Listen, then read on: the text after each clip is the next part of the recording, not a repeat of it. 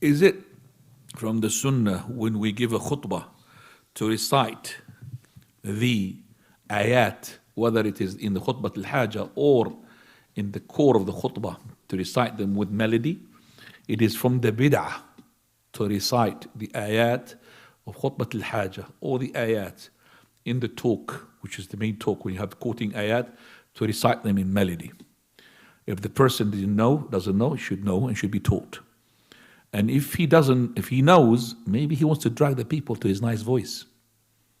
I'm not sure, correct me if I'm wrong, that person you are maybe pointing to, it's not correct to say that his voice is horrible. His voice is beautiful, isn't it? Yeah. So it's trying to drag the people, not to the khutbah of his, to his what? To the melody of his voice.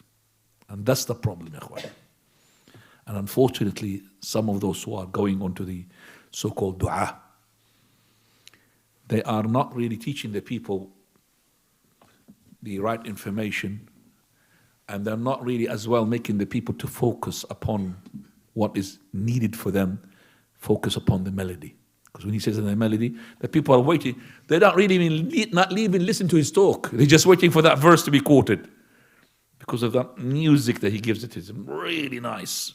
People are astounded. And then after that, there is no talk. So he's always waiting for that melody. Come on, more melodies, please. More music in it, please.